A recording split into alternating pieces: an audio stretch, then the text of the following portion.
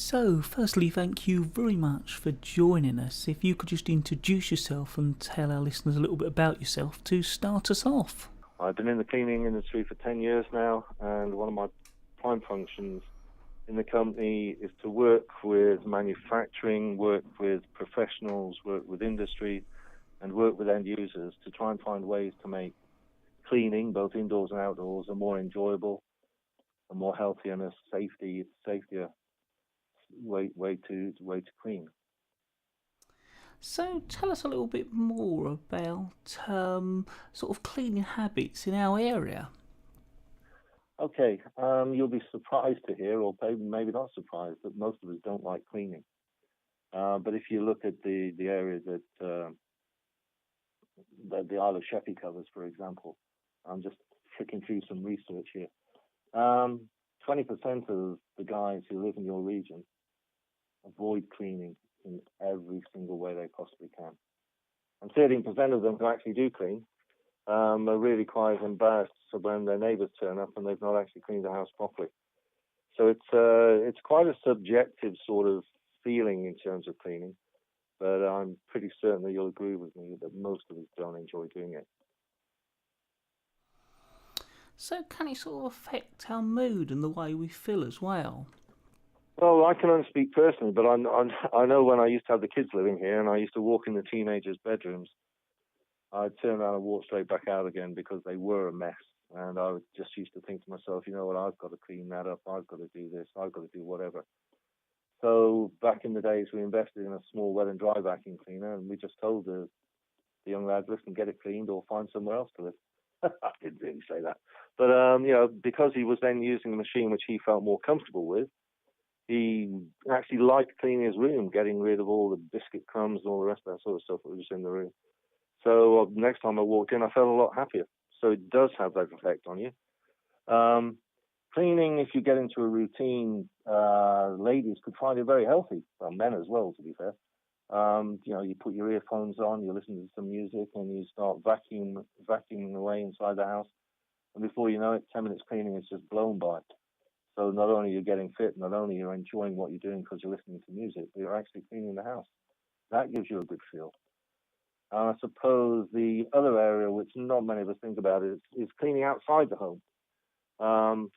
We just had all this bad weather, and you look at the state of your car, look at the underneath of the car, look at the driveway, look at the patio, look at the decking.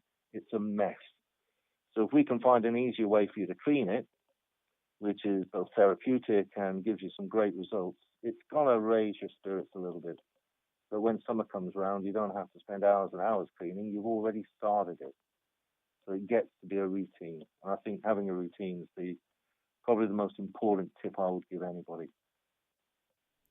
So it sounds like it's finding what works for you, or even what equipment works for you, but also keeping on top of it. Otherwise, you're suddenly faced with a lot to do, and that's what just puts you off, and you never get it done.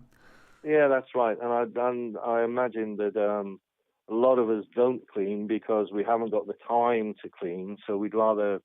I suppose if all of us had the money, we'd employ somebody to clean our homes and our cars for us. But the reality, not a lot of us have that sort of disposable income. So you have to do it yourself. And, okay, your first clean. Remember in the old days when Nanny and Grandad used to spring clean their house? They did it for two reasons. One is to get rid of all the winter muck that was in the home, but also to give them a clean start for the rest of the year. So it meant they didn't have to spend an hour every weekend trying to vacuum the house or dust down or whatever it was they used to do in those days. They could do it very, very quickly. So if you keep on top of the dirt, it doesn't build up. If it doesn't build up, your home is healthier, it's safer, it's cleaner. And when you come to clean it again, it doesn't take as long. So it's finding a routine as well, I'd Yeah, imagine. yeah, yeah, yeah. And as I said earlier, if you link it into keeping fit, and you put on your music on your audio device, stick it in your ears, and you'll be surprised at how much exercise you can get dancing around using a vacuum cleaner, according to my good lady.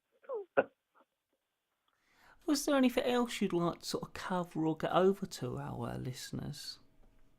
I think having a regular routine is important, but also adjusting that routine to suit what the weather's doing, or if people are coming to visit, or whatever it may be. I mean, if we think about the amount of snow and bad weather we've had over the past 2 or 3 weeks, okay, the snow's gone, it's a bit damp outside, but the spring weather will soon dry that up. And most of us will probably have taken the car to the car wash and run it through those spinny brushes and cleaned off the top. But how many of us have thought about taking all the salt off the underneath of the car, which is built up when we've driven on these roads which have been gritted? That's what causes a major problem with most of the cars in the UK. The salt starts to affect the metalwork. You're going to end up repairing it. It's going to be costly. So why not clean underneath it with a pressure washer, for example? Think about the decking and the patio outside. This bad weather has been ideal, and the dampness which is following it has been ideal for the growth of algae and the growth of moss on wooden surfaces and patios and so on and so forth. I've lost count of the number of friends of mine who slipped over on moss on a patio. Basically use a pressure washer, just cleaned it off. It might take you 10, 15 minutes, but it'll be safer in the long run and cleaner. The garden will look tidier.